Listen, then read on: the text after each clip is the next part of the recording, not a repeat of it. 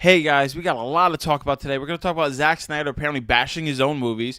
We have some updates in the DC Universe streaming app, some more coming out content-wise. Apparently Angelina Jolie is going to join the Marvel Universe. We have that and so much more. Stay tuned.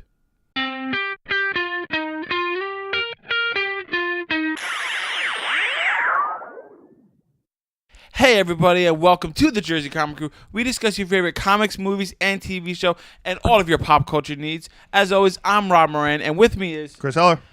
And we do want to warn you that some of our conversations may have some spoilers, so pay attention to the description down below. And if you see something that you don't want to hear, just skip over that. Just skip it like a little click, like 10 seconds, 20 seconds. A little bit. Just a little bit. Just a little bit, a smidgen. So what's going on, man? No, and I'm really excited. Yeah, we got a lot to talk about today. I know. I don't know where to begin. Well, I do. We have a script. Yeah, we have a script. Yes, we have a script. But yeah, I kind of want to do everything at the same time today. I know. It's all right, so much. so let's talk about the first thing. We got to tell the people at home and tell each other. Yes. That Game of Thrones is going to have a documentary that's aired after the season finale. It's going to be called The Last Watch. Yes, and unfortunately that means the show's ending. And it does. Like it seems like every time there's a documentary about a show, it's like, oh wow, it's officially over.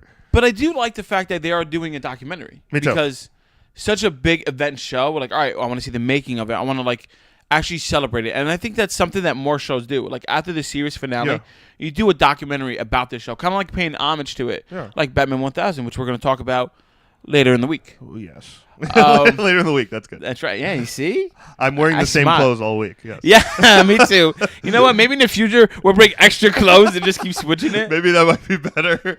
But definitely with the documentary, it's something that I think is needed, especially for huge shows like this. Especially in our culture today. Everything is so streaming. Everything is so watch it on TV. You have an app. It's there, then it's gone. Exactly, and there's not much of a culture as there used to be for hey, I'm gonna go out and buy the box set of this. I'm gonna go buy except for the hardcore collectors. I was about to say that group of people have grown diminishing each year. Exactly. So that's where you usually get your bonus features, aka your documentaries about the shows, on the bonus features of the last season or the entire series run. So to do a 2-hour documentary called The Last Watch, it's going to be awesome.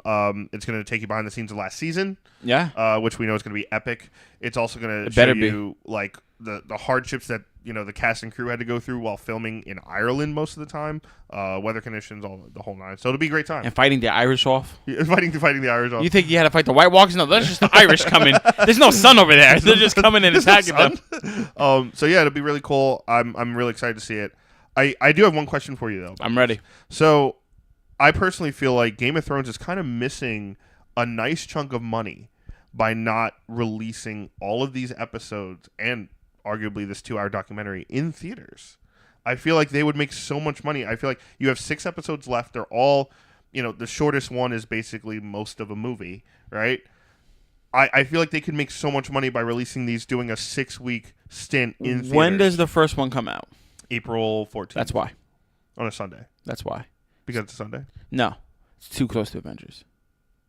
Maybe. But it's too close. I think hardcore fans would still go. I mean, I wouldn't sit there and expect it to make Avengers money. No, I'm not saying that, but I would definitely personally. I would probably go see the first episode, the 4th episode, which I believe is going to be the entire battle episode, the longest cinematic battle in history. Exactly, and then I would probably pay to go see the finale. You know what I mean? So that's 3 times they're getting money from me, even if the tickets are discounted. You do $8, $9 tickets. For me, I think since this is something that's never been done. Yeah. I think if they wanted to do this, a proof of concept of this actually working would be doing the last episode, the series finale in the movie theaters. That'd be cool. So, one that generates all that. There's nothing really in the summer that's huge. I mean, we have the Endgame is already going to happen, right? Yeah. It's right before summer. Exactly. It's right before summer. We don't have to worry about anything in the box office, so people are going to fly to it anyway. Mm-hmm. And also, like I said, putting this all in theaters does cost money, right? And maybe they don't want to take that risk, even though they know everyone's going to watch it. They're like, oh, what if people paying it? Yep. If I was HBO, if I were one of the executives, I would push very hard to do that last episode as my proof of concept. If it works here, it could work, right? Get the season finale, get all that money, rake it all up in, get all that free stuff. It'll work, and then HBO will be like, all right, we could toy with this idea more in the future. Yeah, I would throw them all out there personally because I feel like you have the fan base already, you have the build up. Maybe not every theater across the entire country, but like select theaters. Like, Bowtie Cinemas get, 200 of the Bowtie Cinemas are going to show. 200 of the AMCs or something like that. Something like that. But yeah, I think they're kind of missing the boat. They could be raking in the money for something this big, arguably one of the biggest shows of all time, ending. So I think it could. Speaking of raking in the money, Sony had just had their state of play, which we talked about. So the state of play is their way they're going to announce big trailers and big information to the fans, probably stepping away more from that E3 style. So one of the things that we talked about, we put it on our Instagram from IGN, but we need to talk about it, is that they are creating an Iron Man VR game. Dude, this would be the only way to get me into VR. You put the VR helmet on, or the goggles. Well, it's PlayStation, so it's a little goggles, right? And then you flying around as Iron Man. And you're blowing shit up. You're blowing things up. You're talking to Friday. You're a superhero. Yeah. What else do I need? I don't need to see the suit. I look at my hand, cool, but I'm like, pew, pew, pew, pew. I get to do it. That's awesome. That's so cool. That was the first opening. See, that's trailer. how they get you in, Chris. That is how they get me in. And now Chris can be like, oh, VR everything. They're doing Five Nights at Freddy VR? Dude, everything is... That whole conference, mini conference was VR. Oh. VR is the future. Well, obviously. But it was just... I said that. It was crazy. Just you, yes. Only you said that. No one else. I didn't say nobody else said it. I'm just saying I said that as well. But like, my thing is this: like, they focus a lot on VR, and obviously Iron Man was the selling point, right? That premiered their state of play conference. It looks great. Like 30, they talked about maybe like 30% of the games of total were not VR. Yeah, maybe I would say around that, but 70% were. I personally, I was like, oh my god, this is fast. I was like, holy shit. Like, I know we're doing VR. We're getting to that. There's a lot more VR content. I know Beat Saber was huge last year. Oh, my. Have you played it? I have. It's really cool. So fun.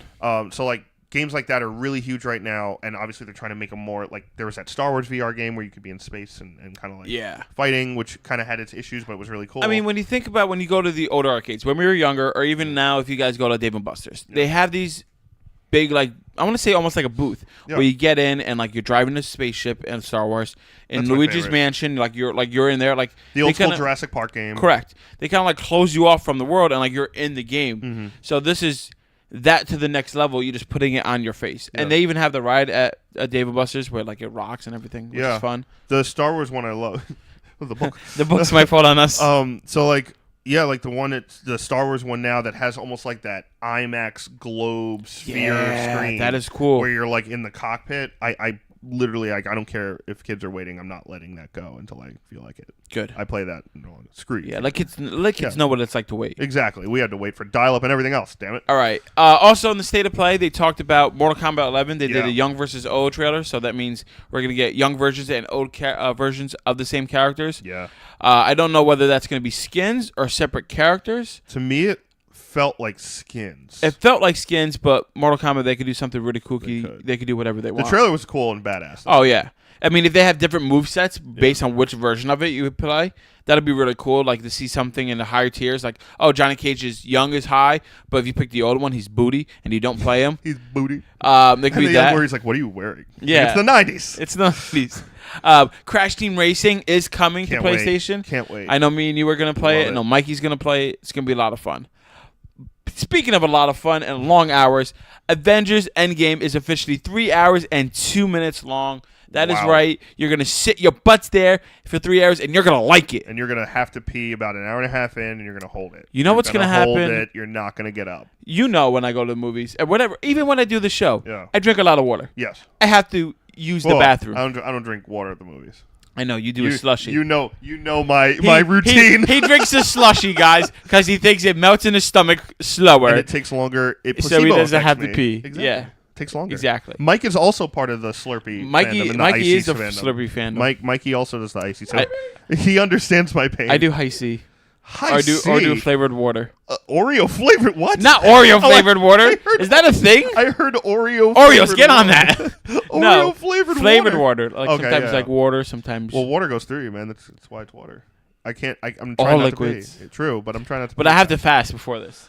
So that's what we talk about, guys. Yeah. You better get ready. You eat the night before. You know you're gonna watch it. Just sit in zen. Don't even do anything. Just meditate for the day. Dehydrate yourself. And just get ready to be zen for 3 hours. And then you just go into the movie theater. I'm excited, man. I'm okay with it. My buddy even like texted me. He was like, "I need confirmation. Is this really that long?" He's like, oh, "I guess I got to bring a pee flask." Yeah, so you got to do. Like, how many? Here's the real question: how many people are going to be peeing in the movie theater in a cup? Like, how many people are going to like whip it out and just be like, "Fuck it, I'm not moving." 300. 100. No, 3 per theater. Ooh, okay. There's gonna be a lot of arrests, man. There's gonna be a lot of. I'm not arrests. saying per viewing. Yeah, I mean yeah. that theater would throughout the whole day at least 3 people. Okay, I can see that. So if a movie theater has 10 showings during that weekend, I say 30 people peeing. Maybe, yeah. That's a lot. That's a lot of piss. Like, we do the hard math for you guys. And if you remember, look to your left, look to your right. You see somebody peeing, call an usher. Yes, call an usher so they could not do anything. Let's be real. Have your person who's not as big of a fan call because you need to focus. Exactly. Pee all over the place. I got some more Marvel news for you. Yes. Some interesting stuff. So you heard it here. Angelina Jolie might be joining Marvel. So she might be joining the Eternals movie. Yes. So the Eternals, quick refresh for you guys who don't know who they are. The celestial beings, so like the gods of the universe, came down and did experiments on the life forms on Earth and gave them powers. They became the Eternals, and then the counterparts, the Deviants. Yeah. So the Deviants are like these weird evil mutant creatures, not the mutants. Like that. That's Yeah, how they're they kind are. of like meh. And the Eternals are like, hello, I'm beautiful and I have powers. I'm really strong and scantily clad clothing. Exactly. So, and that they could crossbreed with humans, but they can't produce another one. It's very rare for them to have another Eternal. That's why they're Eternal. But you were telling me off air, you have an idea who she is. Yeah, I mean, or who she would play. It would make sense. There's really one major female character in the Eternals named Cersei. Yes, like Cersei Lannister in Game of Thrones. Not the same. But not the same character. And Cersei is kind of like this tall, thin brunette Eternal who has the power to change matter, and she could manipulate matter. Yeah, she could all this stuff. change like the molecules in the matter to create almost anything. Yeah, almost like Firestorm. Yeah. But without like the flame. I was doing a little bit of research on her, and apparently the way she becomes immortal and pretty much impervious, she could change different energy around the world, cosmic energy, and reform it into her life force. Yeah. Crazy. Which is cool. So like she would be a part of it with all the other Eternals that Jack Kirby went nuts on back in the 60s and 70s. And what's really cool is Angelina Jolie's kind of been connected to Marvel for a while. She was one of the runners to actually direct Captain Marvel. Really? And then that fell through. And now the fact that they're talking to her for an Eternals movie, it seems like she wants to be a part of the Marvel cinematic universe. Who doesn't? Who doesn't at exactly. this point? And she's done Wanted. She did Wanted. That was a comic book movie. I like that movie. Great movie. She's obviously been Maleficent for a couple years. Yeah. So I think hers not as great. No, it's great. But I think her Cersei would be almost perfect. I think that'd be a great role. If you guys look up Cersei after you watch this, by the way, you'll see that she looks very much like her. Yep. We're talking about powerful women in Marvel. Black Widow is solo movie. Yep. We know. Don't laugh at me. It's I'm the segues, man. It's great. Some are better than others. That was halfway decent. But Black Widow was getting a solo movie, guys, right? So there's a rumor who the villain is. The villain is going to be Taskmaster. Hopefully. So many of you may know who he is and may not. If you play the Spider-Man the Spider-Man video game on PlayStation and did some of the side missions, he was the character who was fighting with Peter Parker, with Spider-Man, and he would learn his abilities. Yep. So Taskmaster is the ultimate fighter. Yeah. He learns from, right? Yeah, he was the one in the video game who set up all those challenges for you to do, like you had to chase down the bombs and throw them in the air, and combat challenges and all that stuff. And in the comics, Taskmaster used to be a SHIELD agent, and he defected and became like a bounty hunter, and he has all these crazy skills. He's a huge Captain America villain as well. He was in Marvel vs. Capcom, video games. He's one of the best, he's one of the most underrated villains in Marvel, in my opinion, as far as, human potential. So, a lot of times we see him in, the Marvel vs. Capcom games and the Spider-Man games, and in the Kirk comic, which we'll talk about later in the week. He has a skull face. Yes. Now, is it a mask he's wearing, or is it just a skull? No, it's a mask. He wears a skull face mask with a hood. He kind of very Hobgoblin-esque. Okay. And he has a sword and shield as well. So he's a master of combat. He's a master of any type of martial arts as well as weaponry. So if he's almost like a ninja warrior. If he became the villain, yeah. That means we're going to get heavy hand-to-hand combat with Black Widow and him. Totally. And that's why we fell in love with him in the first place. Yeah, to be honest, even without Taskmaster, the Black Widow movie for me personally was kind of like, all right, they're making a Black Widow movie. I love Black Widow. I love Scarlett Johansson as Natasha, but the overall thought of the movie was kind of like, maybe we're a little late doing this. Yeah. Because it's going to be back in time. But the fact that Taskmaster could be the villain has just heightened my excitement for this movie triple-fold. I mean, it might be the fact that we see Taskmaster again in the current timeline. Exactly. And so they're like, oh, I remember when I fought him, they dropped that little seed, and then we see that. Maybe. I mean, I personally think it's because of Thanos and because of all these massive characters like Hela in the last couple of years. I think Taskmaster may be a little Grounded. like smaller and grounded. I think this would be perfect for him. Like a Black Widow movie, stuff like that. Maybe Hawkeye's in it, but I'm okay with him being a period piece villain and becoming a part of the MCU in some way. Okay. So, moving on, guys. We got to talk about the DC Universe. So, yes, we have an update on the reschedule of a lot of their movies. First up, I'm a big Swamp Thing fan, and I'm so happy to see this. On May 31st, they are going to release the Swamp Thing show. Yeah, they are. I can't wait. They've been killing it. Like, every show that I have watched, I love. Even Titans? Even Titans. Well, Titans is a little weirder. Yeah. Just because they take different takes on the characters. I do want to warn you guys if you haven't watched that. Mm-hmm. It is a darker approach. But all in all, it is a good show that is based on that universe. It is not seeing your characters in the same way you saw them before. Gotcha. So keep that in mind. But for what it is, it's very good. Doom Patrol is one of my favorite superhero shows, period, right now. Yeah. I think it's better than Arrow. I think it's better than Flash. I definitely believe that.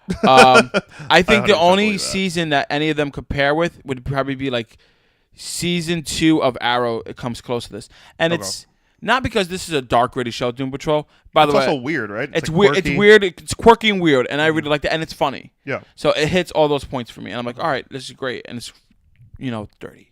Oh, I love it.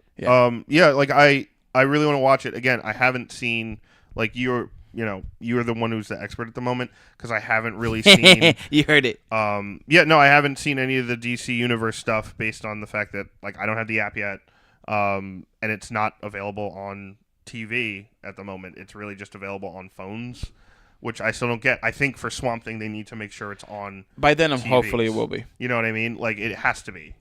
So we also saw online, we saw the first look at Stargirl. So Stargirl is another character getting her own show. She looked phenomenal. Blonde hair, has like the blue latex suit on it. You see the star. She has like this spear. Yep. And Chris, just a refresher for those at home who are listening or watching. Yeah. Who is Stargirl and why should we care? Yeah. Stargirl created by Jeff Johns. One of his. You told me. All right. Yeah, one of his favorite characters. Based on she's kind of like the niece of Starman, the old JLA member Starman. The staff. And JLA, Justice League of America, from the future, correct? Oh, sorry, no. JSA, Justice Society, the past. The past. JSA, the original Justice League. Even before our Justice League. Yes. Okay. So like the 30s, 40s with like Nabu's helmet, with Dr. Fate. Okay. The original Green Lantern. Kind of like how we saw in the Marvel counterpart, we see like the 1000 BC Avengers. Like there was something beforehand. So the JSA were before the Justice League. Yes. And she is the niece of one of the founding members. Yes. Okay. And the staff that she has like light abilities. Like she could blast light through it. She could also ride it like a surfboard, almost like Silver Surfer. Oh, that's going to be a lot of fun. And it has a lot of power. She's also really good with combat, almost like staff combat, like Donatello. Okay. Kind of like that in the Ninja Turtles. So Jeff Johns loves her as a character. It's one of his favorite characters, and he's also helping with the show. So really excited for that. So she looks great in the picture. Krypton is coming back. Well, not coming back. Let me rephrase that, guys. Well, it is coming back. It's coming back home. Season 1 is going to be aired on April 5th on the DC Universe app. It is originally a sci-fi show. We have no information on Season 2 yet. Besides, it's supposed to come out. It's supposed to come out. And Lobo will be in it. But this coming to the DC streaming app just implies to me that they're going to eventually take it off sci-fi and put it on the DC Universe app. Maybe. I don't know. It depends. Do you get that feeling? I don't know. It could be like, hey, like almost like where shows finish their season and they show up on Netflix a couple months later. And like after every season airs on air, it shows up on Netflix. It could be that mode. They could put it on the DC Universe app if they wanted to make it a little grittier if they wanted to. I guess we have to wait till Season 2 actually comes out. Yeah, I mean, we know Season 2 is going to be on Sci-Fi. We don't really know from Season 3 on if it gets renewed, if they want to put it on the DC Universe app. That's up to them. I'm actually really excited for Season 2. I thought Season 1 was really underrated as far as shows. Last little bit of DC Universe news we got to talk about. Young Justice Outsiders, yes, the show that you're watching, I'm watching, and everybody's watching, will return on July 2nd, Chris. It was taking pretty much like a mid-season finale. It's really building up these new characters in the show. I've never heard of a cartoon taking a mid-season finale before. I don't know. I liked it. And that bothers me. For me, I'm okay with it because I think during the time they stopped, all the other shows were kicking up. And now I get to come back to it. Now it's like, oh, it's here again instead of me waiting a whole nother year. Like you said, we finished shows too fast. Yeah. And I would have just binged it all. Yeah. And then we'd be like, great, I have to wait another year. But now I get the break. They forced me to have a break. I guess so, yeah. I mean, my thing is too, like, I just feel like with a cartoon series, I mean, obviously Young Justice is way more for adult viewers now than it was when it was on TV. But yeah, it's just odd to me, like a cartoon series getting a mid-season break finale. Unless they, obviously, to me, it seems like they weren't finished with the season 2. They were still doing storyboarding and sound effects and all that. They might do like final editing touches and stuff like that. But glad it's coming back. Binge it 2 days before Stranger Things comes out, because it's 2 days before Stranger Things season 3. That's right. So that's going to be interesting to see how many episodes. But they do one a week, right? DC Universe. Yeah, so usually. Speaking of interesting things to see, you guys can head to the link down below in the description and make sure to follow us on our social media platforms, on Facebook, on Twitter, on Instagram, and keep the conversation going there if you have any other questions, or in the comments down below. You could also listen to the audio versions of this show if you're not watching it already on YouTube. It's going to be on iTunes, Spotify, and Google Play. All right. I think that's enough showboating. Okay. Why are you looking at me like that? Our editor is looking at me. Did I do something wrong? You just have a funny face. Maybe. All right. Maybe I'm good. All right then. So you're here for one reason, aside from watching us have fun and talk about the other stuff. You want to hear what the hell Zack Snyder has been talking about. So I guess whatever Zack Snyder's ban on him talking is lifted, because he just let the floodgates go, essentially, right? I don't know if it was a ban so much as I think it was a frustration. And he's been just tired of people rightfully, in my opinion, shitting on his movies. He gets asked a lot, why does your Batman kill? Why did your Batman kill people? Like, no one in the history of Batman has done this.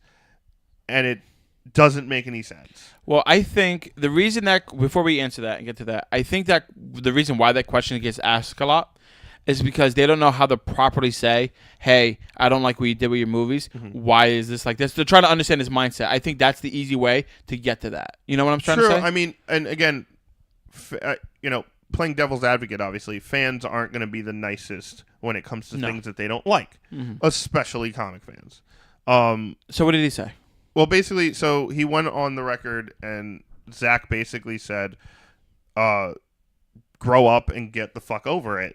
That if you think Batman or any superhero as a character hasn't killed people, you're living in a fantasy world. And he's like, basically saying that my Batman killed because that's what needs to be done. In like our society today. Yeah, and basically was shitting on everything, which to me just shows even more and more proof that he has no idea what the characters mean or no idea what he's doing with these movies. For me, him making Batman kill people is not really the issue. I'm fine with him doing that. But before I even get to why, I think he should have done an Injustice movie, and I think that movie would have been fantastic. I don't think he should be touching anything superhero. I'm saying instead of this, it felt like he wanted to do something darker, something like grittier. And like he's very good when he sticks to like a script. Like, hey, here's the book. Here's how you make it. Like Watchmen was very good. 300 was very good. I don't think Watchmen was that good as a movie. Really? No, I don't. Okay. I don't think it was good at all. I think it was really long and really boring, and there was good pieces of it. Okay. I don't think it was a good movie. I thought his best movie was 300, hands down. Because you had just the epic over testosterone stuff that he's good at, which we see when he does fight scenes.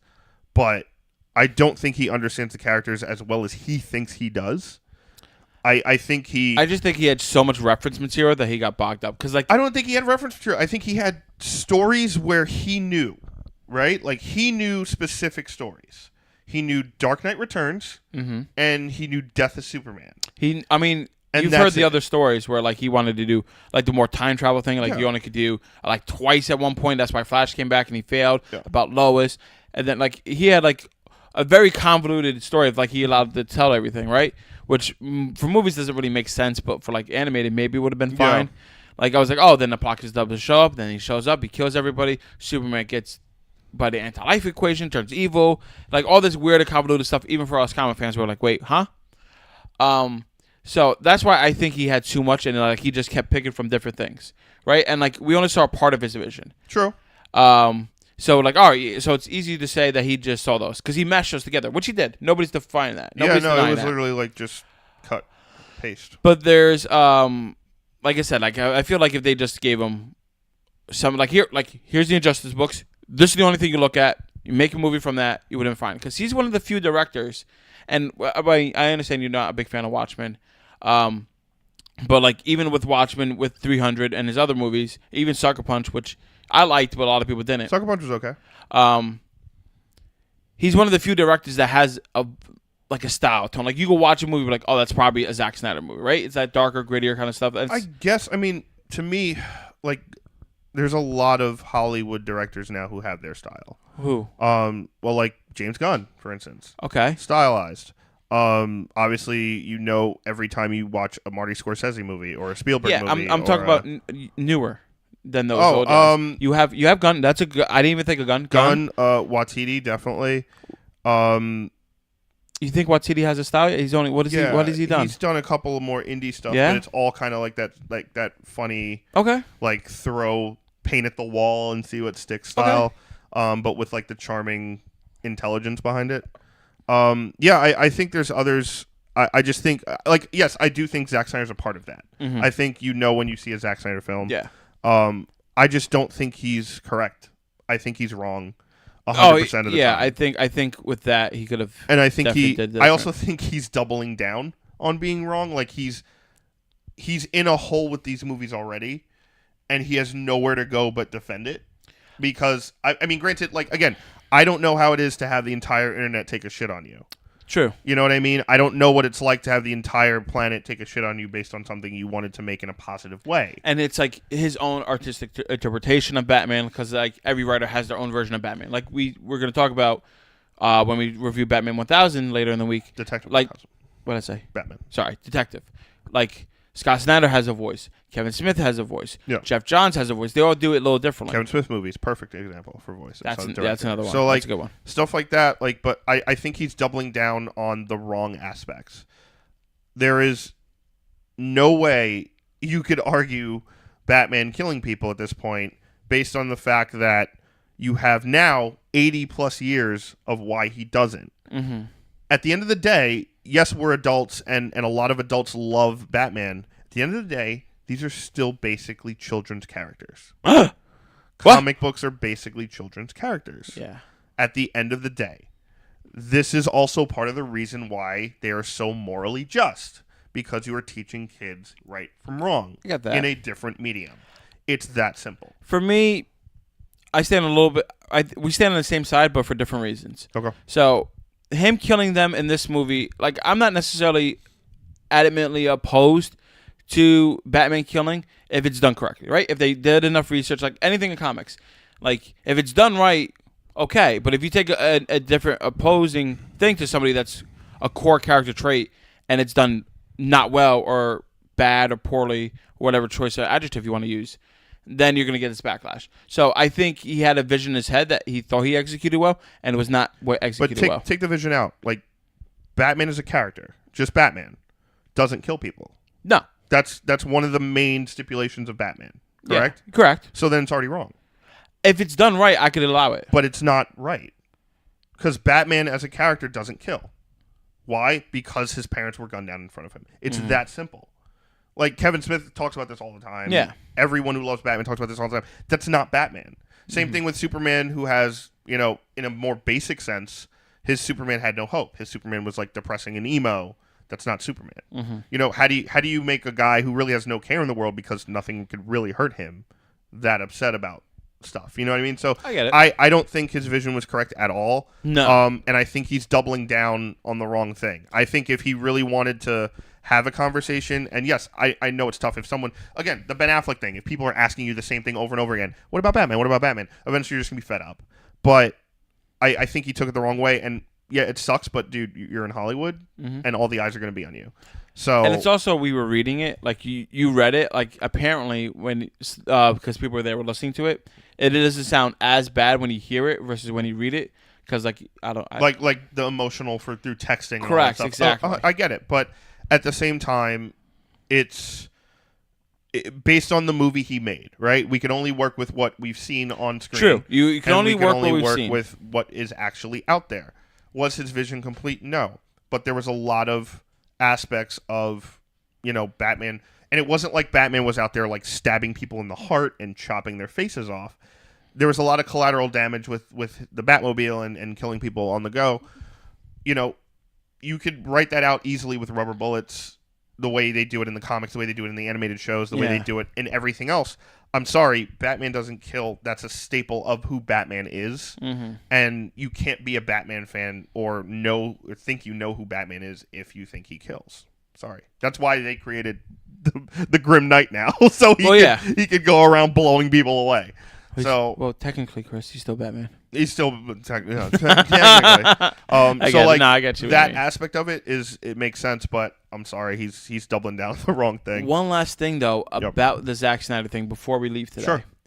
He did confirm that there is a Zack Snyder cut for the Justice League movie. Yeah. Yeah. No, that makes sense. I would see it. The WB has it. I don't know what that means. I don't know if he just says that they're mess with us. I don't know if we're actually gonna get it. I would watch it just out of curiosity, but I don't care. Yeah. I mean, not that I don't care. I just don't need it. I would see it, but I would not sit there watching it being like, this is going to be so much better than what was released. No. Personally. It might be, though, but we don't know. You never know. But I would not sit there and just be like, hey, this is going to be like, thank God they're releasing this. This is way better. Personally. All right, guys. I think that about wraps it up for today. Thank you so much for watching. Let us know down in the description below what you think about the whole Zack Snyder situation. If you think Batman should kill, if he shouldn't kill, or Angelina Jolie joining Marvel, or anything else that we talked about. As always, make sure you follow us on all of our social media platforms. The links are going to be down in the description.